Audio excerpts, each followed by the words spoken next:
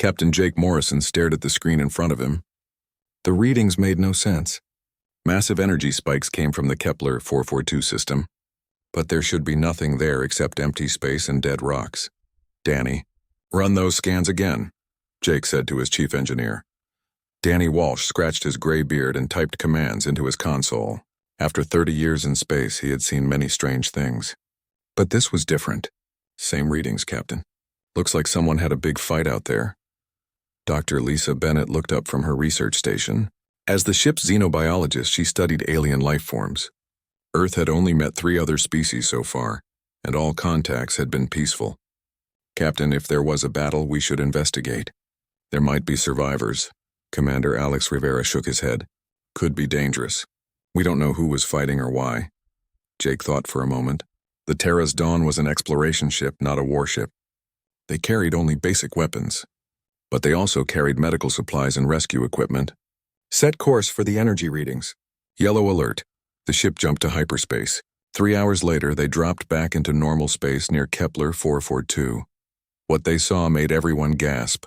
Hundreds of broken ships floated in space. Some were huge, the size of small cities. Others were tiny, barely big enough for one person. All of them were destroyed. Pieces of metal and strange materials drifted everywhere like a graveyard of stars. My God, Lisa whispered. What happened here? Danny ran his scanners across the debris field. I'm picking up some energy signatures. Looks like a few ships still have power. Any life signs? Jake asked. Hard to tell with all this interference, but... Wait, I'm getting something. Very faint, but it's there. Jake made his decision quickly. Alex, take a team and check the nearest powered ship. Lisa, you go with them. Be careful. The rescue team took a shuttle to the closest intact vessel. It was unlike anything they had ever seen. The ship seemed to be grown rather than built. Its hull looked like smooth bone, and strange patterns glowed softly along its sides. When they cut through the airlock, they found them. The aliens were tall and thin, almost 7 feet high. Their skin was pale blue and covered with glowing markings that pulsed like a heartbeat. They had large eyes that seemed to hold great sadness. Most were dead, but a few still breathed. Get them to our medical bay, Alex ordered. Quickly. Back on the Terra's Dawn, Dr. Bennett worked to save the survivors. There were 12 of them. The aliens seemed to understand that the humans were trying to help. One of them, who appeared to be their leader, touched Lisa's hand. Suddenly, images filled her mind. She saw beautiful worlds covered in crystal cities. She saw these people, called the Kethmori, living in peace for thousands of years. They healed sick planets and grew food in space. They never fought wars. They only wanted to help others. Then came the darkness. Ships appeared in their skies. The attackers called themselves the Hegemony. They said the Kethmori were dangerous because they were different. The Hegemony wanted all species to be the same. They wanted control. The war was not really a war. The Kethmori did not know how to fight. They tried to run, but the Hegemony followed them to every world. Ship by ship, planet by planet, the Kethmori died. Lisa pulled her hand away, tears in her eyes. The alien leader, whose name was Veltar, looked at her with hope. Captain, Lisa called over the radio. You need to hear this. Jake came to the medical bay. Lisa told him everything she had seen. The other survivors were weak, but they tried to help explain. Using simple pictures and gestures, they showed Jake more of their story. The Hegemony was made of 5 different species. They had powerful weapons and many ships. They believed that only strong species should live among the stars. The Kethmori were peaceful and different, so they had to die. How many of you are left? Jake asked. Veltar held up his hands. He made gestures that Danny's computer translated. Few hundreds, maybe 1,000, scattered hiding. This is insane, Alex said. They're killing an entire species just because they're different. Jake looked at the survivors. They were so thin and weak. Their beautiful blue skin was pale from hunger and fear. Can we contact your other survivors? Veltar nodded slowly. One of the younger Kethmori, a female named Zinara, touched a crystal device. It glowed and made musical sounds. Soon, other voices answered from the darkness of space. Over the next few hours, small ships appeared. Each one carried a handful of survivors. Soon the Terra's Dawn had 847 Kethmori refugees on board. They filled every spare room and corridor. The refugees were grateful but scared. They had heard stories about humans. Some aliens in the galaxy thought humans were violent. Others said humans were too young to matter. But the Kethmori had nowhere else to go. What do we do now, Captain? Alex asked. Jake looked out at the stars. Earth was far away. The hegemony was probably still hunting for Kethmori survivors. If they brought these people home, it might bring trouble to humanity. But Jake thought about what Lisa had shown him. He thought about the crystal cities and the peaceful people who only wanted to help others. He thought about children who would die if no one helped them. We go home, Jake said. We take them to Earth. Sir, Earth Command won't like this, Alex warned. We might start a war. Maybe, Jake replied. But we can't just leave them to die. That's not who we are. Danny looked up from his engineering station. Captain, with this many people on board, we'll need to make some changes. The life support systems are working hard. Do what you need to do, Jake ordered. Everyone works together, humans and Kethmori. As the ship prepared for the long journey home, Jake watched the refugees help his crew. The Kethmori were weak, but they tried to help however they could. They shared their small amounts of food. They showed the humans how to make their glowing crystals work. Lisa worked with Zinara to learn more about Kethmori culture. The young alien was smart and learned human words quickly. She told Lisa about her people's hope that somewhere in the galaxy they would find friends. Your people saved us, Zinara said in broken English. Why? Lisa smiled. Because it was the right thing to do. The Terra's Dawn jumped to hyperspace, carrying its precious cargo toward Earth. Behind them, the graveyard of ships slowly spun in the darkness. Ahead lay uncertainty, but also hope. Jake knew that bringing 847 alien refugees to Earth would change everything. Some people would be angry, some would be scared, but he also knew that humanity had always been at its best when helping others. The stars rushed past the ship's windows as they headed home.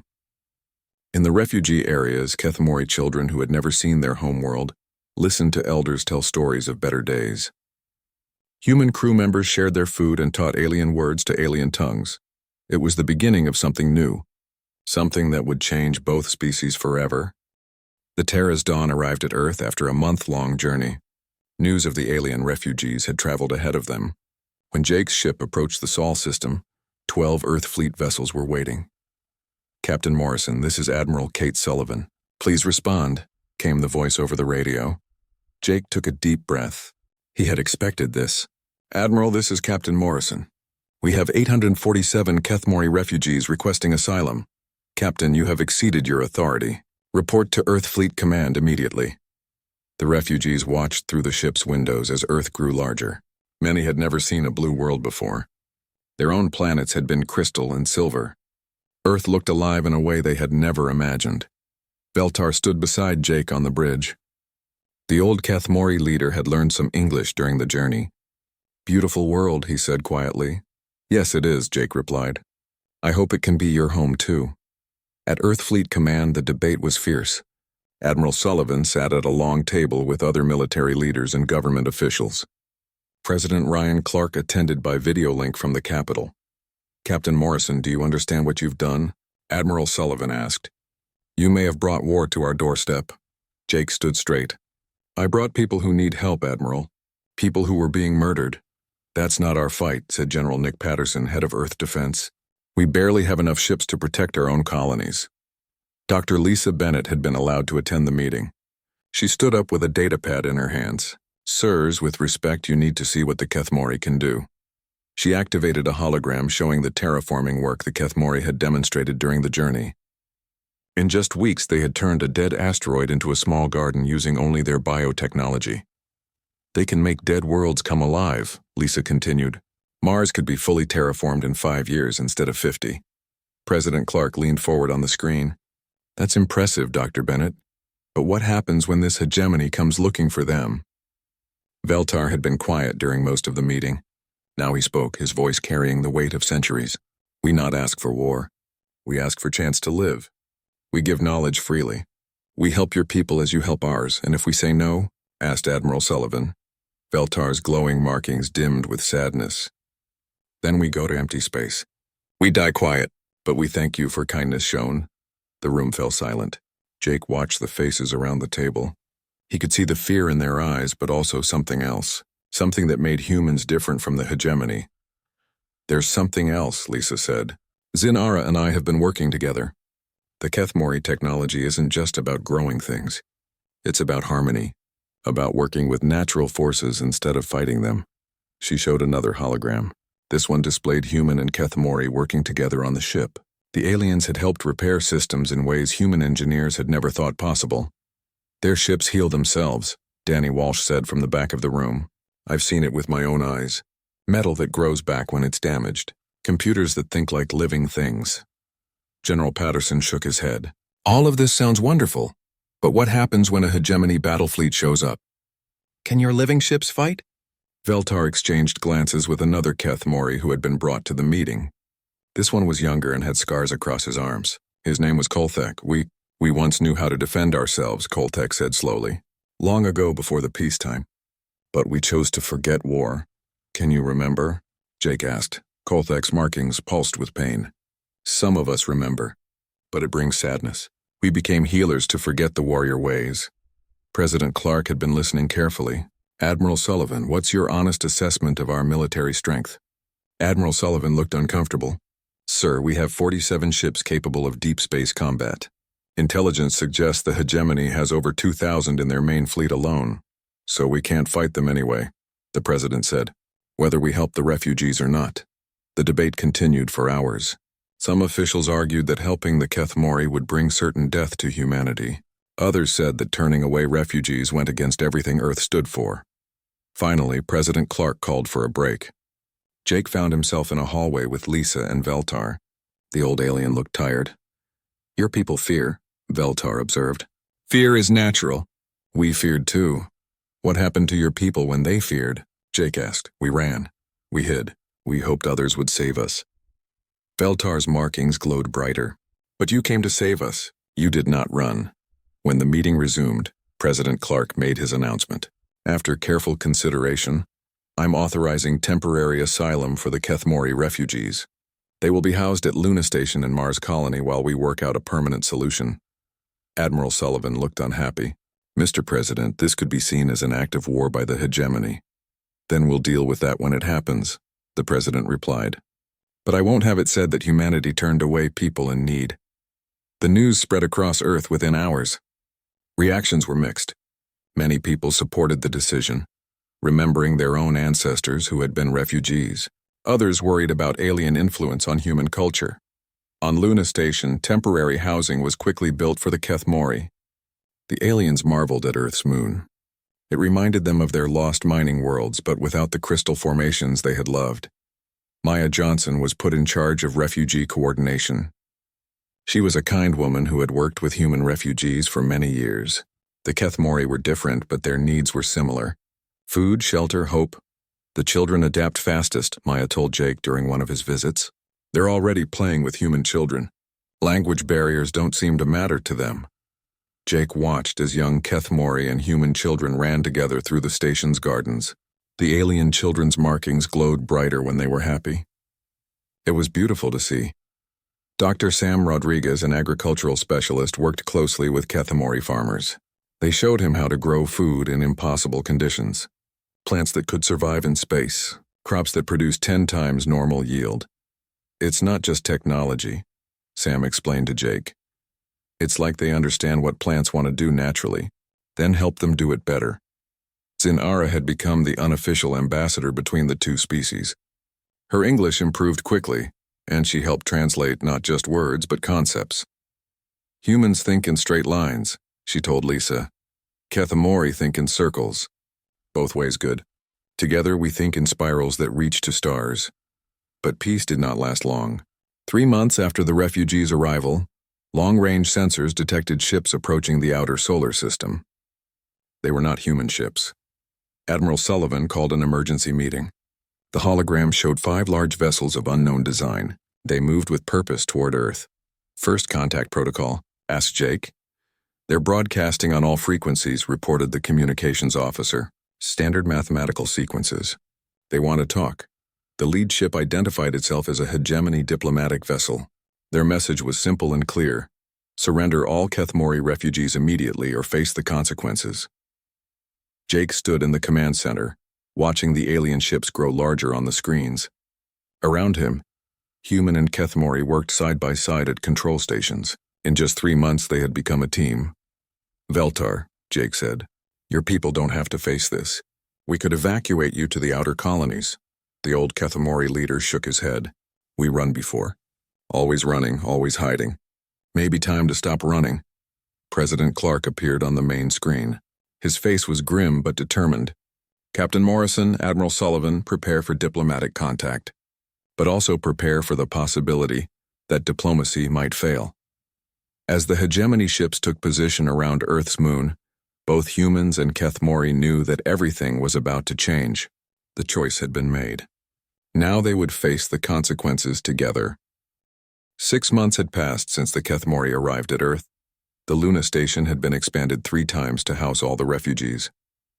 Mars Colony had welcomed 200 volunteers who wanted to help with the terraforming project. Jake Morrison, now promoted to Commodore, watched the red planet through his office window. Where once there had been only dust and rocks, green patches now grew. The Kethmori biotechnology was working faster than anyone had dreamed possible. Sir, the hegemony ships are requesting another meeting, reported Lieutenant Cole Mitchell, his new aide. Jake sighed. The hegemony had been sitting at the edge of the solar system for months. Every week they demanded the surrender of the refugees. Every week Earth refused. Same answer as always, Lieutenant. The refugees are under Earth's protection. On Mars, Dr. Sam Rodriguez worked alongside Kethmori farmers in the new growing domes. The aliens had shown him how to create living buildings that filtered air and produced food at the same time. It's amazing, Sam told his research team. They don't fight the environment. They become part of it. Zinara translated for an elder named Morgeth who was explaining how to wake up sleeping soil. He says the dirt is not dead. It just forgot how to live. We help it remember. The integration was going better than expected. Human children learned to read the color patterns of Kethmori emotions. Kethmori youth picked up human languages with incredible speed. Mixed teams worked on projects that neither species could have completed alone, but not everyone was happy. Some Earth politicians worried about alien influence. Others feared that the hegemony would eventually attack. Maya Johnson had her hands full managing the cultural exchanges. The hardest part isn't the language barrier, she told Jake during one of his visits. It's getting both species to understand that different doesn't mean wrong. On Luna Station, an incident had occurred the previous week. A group of human workers had complained that the Kethmori were changing too much too fast. The aliens' biotechnology had improved the station's life support systems, but some humans felt like they were losing control of their own technology. Change is scary, Maya continued. Even good change, Jake understood. He had felt the same way at first. But watching the two species work together had shown him something important. Humans had always been good at adapting. The Kethmori were helping them adapt faster and better. The breakthrough came when Kolthek approached Jake with a proposal. The scarred Kethmori had been working with Earth Defense Force on theoretical defense strategies. I remember warrior ways, Kolthek said in his careful English. Not just weapons, but thinking like warrior. General Patterson had been skeptical at first. What can you teach us that we don't already know? Kolthek had shown them recordings from ancient Kethmori conflicts, from before their peaceful period. Their approach to warfare was unlike anything humans had seen. We do not fight against enemy, Kolthek explained. We fight with the space around enemy. We make enemy fight himself. The demonstrations were remarkable. Kethmori bioships didn't just fly through space. They danced with gravity, used solar winds like a sailor uses ocean currents, turned asteroid fields into defensive networks. It's like they're part of the universe instead of fighting against it, observed Captain Beth Torres, who had been assigned to the new joint training program. Human pilots began training with Kethmori ship singers. That's what they called their pilots, beings who could hear the music of space and make their ships dance to it. Lieutenant Cole Mitchell was one of the first humans to successfully pilot a bioship. It's not like flying, he told Jake after his first solo flight. It's like swimming through stars. But the hegemony was not waiting patiently. Their diplomatic messages had become threats. They demanded immediate surrender of all refugees and compliance with hegemony law. The alien diplomats finally agreed to meet face-to-face on a neutral space station. Jake led the human delegation. Veltar insisted on coming despite the danger to himself. The hegemony representatives were intimidating. The lead diplomat was a Jektar, an insect-like being with sharp claws and multiple eyes. Its translator spoke in harsh, clipped tones. Humans are young species, the Jektar said. You do not understand galactic order. The Kethmori are dangerous. They spread chaos with their biological contamination. We call it healing. Veltar replied calmly. We help worlds grow. Growth without control is cancer, snapped another hegemony representative, this one a tall gray being with too many joints. Order must be maintained. Jake listened to hours of arguments. The hegemony offered humanity advanced technology in exchange for the refugees. They promised trade agreements and protection from other hostile species. And if we refuse? Jake asked. The Jektar's mandibles clicked ominously. Then you become enemy of order. Enemies are removed. Is that a threat? It is reality. We have removed 7 species that chose chaos over order. The galaxy is better without them. Jake felt his anger rise. These beings spoke of genocide like it was gardening. The Kethmori never hurt anyone. They exist. That is harm enough. The negotiations broke down quickly. Jake's team returned to Earth with the hegemony's final ultimatum. Surrender the refugees within 30 days or face military action. Back on Earth, emergency sessions ran around the clock. Admiral Sullivan presented the military analysis. Best case scenario, we last maybe 6 hours against their main fleet, she reported grimly. Our ships are simply outclassed. What about the bioships? Asked President Clark. Kolthek had been working with human engineers to grow new vessels.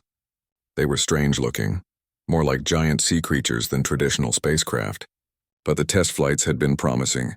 We have 12 bioships ready for combat, Admiral Sullivan continued. Crews are still learning to pilot them. It's not nearly enough. Dr. Lisa Bennett had been studying the ancient Kethmori archives that Zinara had helped decode. There's something else, she said. The hegemony didn't just attack the Kethmori because they were different.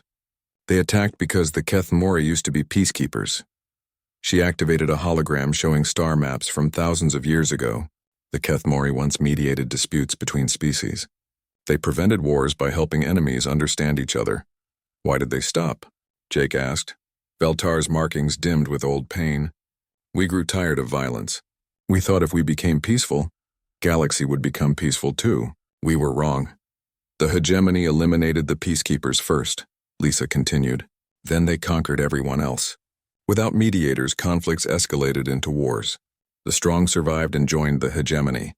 The weak were destroyed. Jake began to understand. So this isn't just about the Kethmori. It's about preventing anyone from challenging their system. Exactly. If we successfully protect the refugees, other species might think they can resist too. President Clark made the announcement to the world the next day. Earth would not surrender the refugees. They would stand and fight if necessary. The reaction was immediate. Some colonies declared their support. Others began evacuating. Fear spread across human space like a wildfire, but something else spread too. Hope. Messages began arriving from unexpected sources. The Vorthak mining guilds offered to supply raw materials. The Skretai aerial dancers promised intelligence about hegemony ship movements. Even some species within the hegemony itself sent secret communications expressing support. It seems we're not the only ones tired of their order, Jake told his staff. As the deadline approached, both species worked frantically to prepare. Human factories converted to produce bioship components.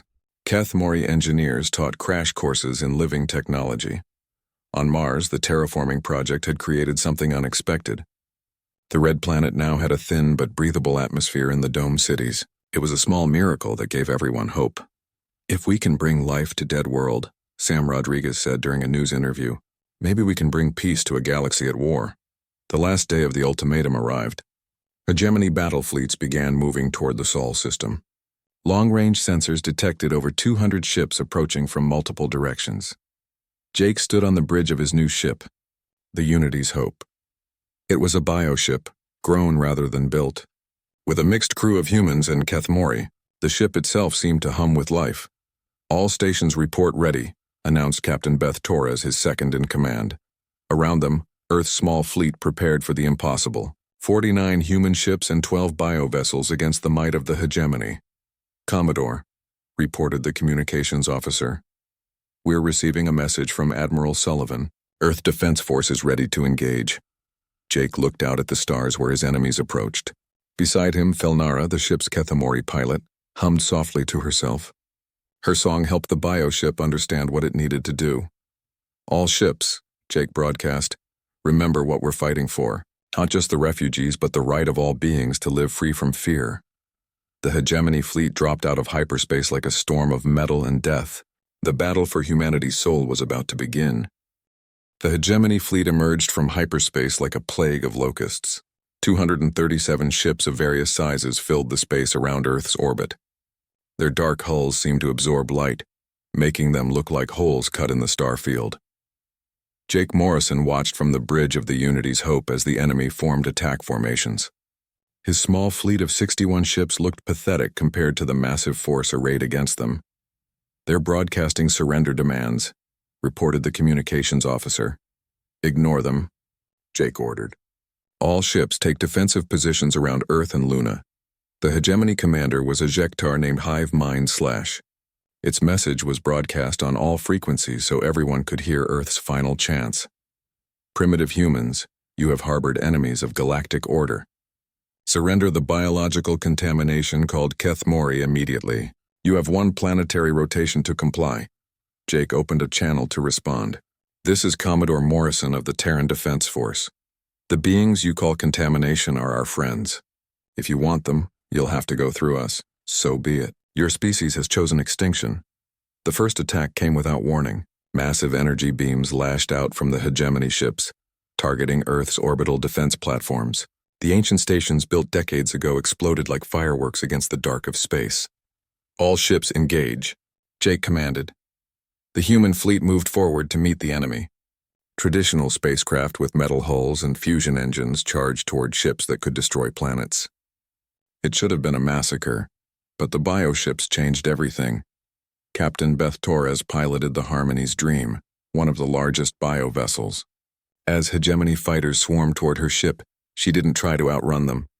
Instead, she followed Felnara's example and sang to her ship. The bioship's hull began to change. What had looked like smooth skin suddenly sprouted thousands of small tendrils. Each tendril caught space debris and hurled it at the attacking fighters with perfect accuracy. "By all the stars," breathed Lieutenant Cole Mitchell from his fighter cockpit. "The ship is fighting back by itself." Human ships that had been paired with Kethamori crew members showed similar adaptation. The aliens helped the vessels become more than just machines. They became partners in the fight. The Vorthak Mining Guild had kept their promise. Just as the second wave of hegemony ships attacked, dozens of mining barges appeared throughout the system. They weren't warships, but they carried something valuable: raw materials. The bioships fed on the materials like hungry animals. Their hulls grew thicker. Their weapons became more powerful. Some ships even began to reproduce, butting off smaller fighter craft during the, battle. "This is impossible," transmitted one hegemony captain before his ship was destroyed by a swarm of newly born biofighters. But the enemy had numbers and experience. For every hegemony ship destroyed, 2 more took its place. The human fleet was slowly being pushed back toward Earth. Admiral Sullivan commanded the defense from Luna Station. "All civilian ships evacuate immediately. Fall back to Mars." Jake refused to retreat. "Negative, Admiral. We hold here." On the planet below, people watched the battle through telescopes and video feeds. Children who had played with young Keth Mori pressed their faces against windows, watching their friends' fate being decided in fire and plasma above their heads. The turning point came when Veltar made a decision that surprised everyone. The old Keth Mori leader had been in the command center on Luna Station, helping coordinate the defense. Suddenly, he walked to the communications array. "I speak to all Keth Mori in hiding," he broadcast on frequencies only his people could hear. "No more running. No more hiding. Time to remember who we were before we chose peace." Across the galaxy, Kethamori, who had been hiding for decades, heard the call. On distant asteroids in the outer rims of alien solar systems, in the cargo holds of merchant ships, the survivors began to move. The first sign was a ship appearing behind the hegemony fleet. Then another. Then dozens more. These were not the peaceful vessels the hegemony expected. These were war forms. Bioships that had been sleeping in the dark between stars, waiting for this moment. "Impossible," hissed Hivemind /. "We destroyed them all." "You destroyed our homes," came Veltar's reply across space.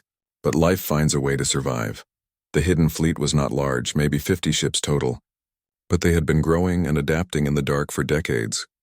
They moved through space like living things because that's exactly what they were. Kolthek, the scarred warrior, had taken command of one of the war forms. His ship looked like a massive sea creature with tentacles that could stretch for miles.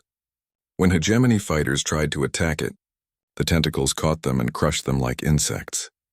"We remember," Kolthek said simply as his ship tore through enemy formations. But it was the message that mattered more than the ships. Across the galaxy, species that had been conquered or threatened by the hegemony saw what was happening at Earth. They saw a young species standing up to the greatest military power in known space. VA, Skritai kept their promise too. Their aerial dancers were not fighters, but they were fast and smart. They began attacking hegemony supply lines, cutting off reinforcements and ammunition. Other species began to act. The Mentari Collective stopped producing computer cores for hegemony ships. The Dolan refused to process fuel for the war fleet. Even some hegemony member species began to have accidents that delayed military operations. Status report. Jake called out as his ship's biohull regenerated from a direct hit. "Enemy fleet down to 140 ships," reported Beth Torres. "But we've lost 30% of our forces." It was still not enough. The hegemony was adapting too. They began using biological weapons designed to kill living ships. Several biovessels screamed as they died, their hulls dissolving in acid designed to destroy Kethmori technology. That's when Dr. Lisa Bennett made her discovery. She had been working with Zin Ara in the archives, searching for anything that might help. Deep in the ancient records, they found references to something called the Heart Song. "It's not just a song," Zinara explained excitedly. "It's a frequency that all living things respond to. The first Kethmori used it to communicate with entire ecosystems." "Can we use it against the hegemony?" Lisa asked. "Not against them, but maybe we can use it to call for help." The Heart Song was broadcast on a frequency that penetrated hyperspace itself. It carried across the galaxy in moments, touching every world where life existed. On thousands of planets, beings stopped what they were doing and listened. They didn't understand the words, but they understood the meaning. Someone was asking for help. Someone was fighting for the right to be different, to be free, to choose their own path. The response was immediate and overwhelming. Ships began appearing throughout the Sol system. Not just military vessels, but civilian craft, cargo haulers, passenger liners, even pleasure yachts.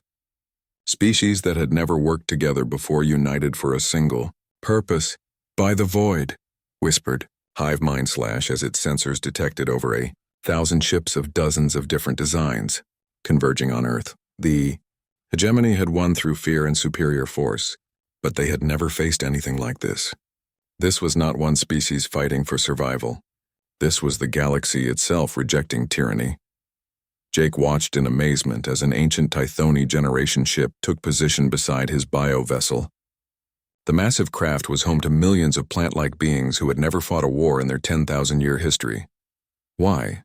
Jake asked their representative. "Because," came the reply in the melodic language of growing things. "Gardens need gardeners. Destroyers must be stopped." The final battle was not really a battle at all. Faced with 1,000 ships and dozens of species all working together, many hegemony crews simply surrendered. Others tried to fight but found themselves hopelessly outnumbered. Hive Mind Slash made one last desperate attempt. Its flagship, a massive dreadnought, charged directly at Earth. "If we cannot have order, then let there be chaos." The ship's planet killer weapon charged up, ready to crack Earth's crust and kill billions. It never fired. The bioship Unity's Hope intercepted the dreadnought. Jake's vessel was tiny compared to the enemy flagship, but it had something the hegemony ship lacked. It had life. The bioship didn't just ram the dreadnought, it embraced it. Living tendrils spread across the enemy hull, not to destroy but to heal. The hegemony ship's systems began to change, becoming part of the bio-vessel's ecosystem. "What are you doing?" screamed Hive Mind Slash. "Teaching," replied Veltar from the communication channel. "We show your ship what peace feels like." The dreadnought's weapons powered down. Its aggressive systems shut off one by one. In their place, gardens began to grow. The ship itself was learning to live instead of destroy. It was over. The hegemony fleet surrendered or fled. Earth was safe, and the galaxy had seen that cooperation could defeat conquest. But Jake knew this was just the beginning. The real work would come next, building a galaxy where all species could live free from fear. 5 years had passed since the Battle of Earth. The galaxy looked very different now. Jake Morrison, now Admiral, stood on the observation deck of the Galactic Harmony, watching children play in the ship's biogardens. Human children ran alongside young Kethemori, their laughter mixing with the musical communication of a dozen other species. The ship itself was a marvel, a fusion of human engineering and Kethemori biotechnology, with contributions from 47 different species. It was alive in ways that still amazed Jake. The walls could heal themselves. The gardens provided both food and air purification, and the navigation system sang with the voices of star whales from the Andromeda Rim. Admiral, called Captain Luis Santos, the ship's commander, were receiving transmission from the Council. The Galactic Council had formed 6 months after the hegemony's defeat. It wasn't like the old empire. No single species ruled over others. Instead, it was a forum where all beings could speak as equals. Ambassador Helen Carter appeared on the communication screen. She had been Earth's first representative to the Council and had worked tirelessly to build bridges between species. Admiral Morrison, the Council has approved the Great Expedition. You have permission to proceed beyond the Galactic Rim. Jake smiled. The Great Expedition was humanity's gift to the galaxy. A massive exploration fleet designed to spread the message of cooperation to whatever lay beyond their home galaxy. The idea had come from an unexpected source. Elder Morveth, an ancient Kethemori who had emerged from hiding after the war, had suggested it during one of the early council sessions. The galaxy has learned peace, the Elder had said, his bioluminescent markings glowing with wisdom accumulated over centuries. But beyond our stars there may be others who still fight. Others who need to learn what we have learned. The fleet gathered at the edge of known space was unlike anything ever assembled. 300 ships from over 60 species, each contributing their unique technologies and perspectives. The vessels ranged from massive Tythoni generation ships to tiny Screetai scouts that danced through space like living butterflies. Dr. Lisa Bennett, now Director of Interspecies Relations, worked from her laboratory aboard the flagship. She was older now, her hair streaked with gray, but her eyes still held the same wonder they had when she first met the Kethemori, refugees. The translation matrices are working. Perfectly, she reported to Jake. We can now communicate with any carbon-based life form within minutes of first contact. Zin Ara, now a respected scientist in her own right, worked alongside Lisa. The young Kethemori had become the bridge between her people and the rest of the galaxy. Her bioluminescent patterns had grown more complex over the years, reflecting the depth of knowledge she had gained. The growth pods are ready too, Sinara added. If we find damaged worlds, we can begin healing immediately. The transformation of the galaxy hadn't been without challenges. The fall of the hegemony had left power vacuums in many regions. Some species had tried to establish their own mini-empires. Pirates and raiders had taken advantage of the chaos, but each crisis had been met not with military force but with cooperation. When the Zephyrian Republic had tried to conquer their neighbors, they found themselves facing not an army but teachers. Kethemori healers, human engineers, and Dolan artists had worked together to show the Zephyrians a better way to expand, through friendship rather than conquest. Maya Johnson, now in her 70s, had spent years establishing refugee assistance programs across the galaxy. The lessons learned from integrating the Kethemori had been applied hundreds of times as displaced peoples found new homes. Every species has something to teach, Maya often said, and every species has something to learn. The biotechnology revolution had transformed not just ships and cities, but entire ways of thinking. Planets that had been strip-mined were now gardens. Space stations grew their own food and recycled their own air. Even artificial intelligences had begun to evolve, learning to work with biological systems rather than replacing them. Danny Walsh, despite being over 90, still served as chief engineer on exploration vessels. His expertise with both human technology and Kethemori biosystems made him invaluable. You know what I learned? Danny told his young apprentices, both human and alien. The best technology isn't the most advanced. It's the kind that helps folks work together. On Earth, the changes were just as dramatic. The planet had become the unofficial capital of the new galactic community. Representatives from hundreds of species worked in crystal spires that grew from the ground like living trees. President Clark, now in his second term as Earth's leader, had established the sanctuary doctrine. Any being fleeing persecution would find refuge on human worlds. The policy had been tested many times and had never been abandoned. Mars had become a showcase world. What had once been a dead planet was now a thriving ecosystem. Kethamori biodomes dotted the landscape, each one a different experiment in terraforming. The success had inspired similar projects on dozens of other worlds, but perhaps the most important change was in the children. Human Kethamori Scritai Tithoni and dozens of other young beings grew up together, learning that differences were to be celebrated rather than feared. Cole Mitchell, now a veteran pilot, often took mixed groups of children on short flights around the solar system. "Look at that," he would tell them, pointing at Earth's blue marble hanging in space. "That's where beings from 1,000 worlds learn to live together. And if we can do it there, we can do it anywhere." The departure ceremony for the Great Expedition was held in orbit around Earth. Representatives from every council member species attended. Even former hegemony worlds sent delegations, many of them asking to join the expedition. Veltar, now ancient even by Kethamori standards, gave the blessing for the journey. His bioluminescent markings had grown dim with age, but his voice still carried the wisdom of ages.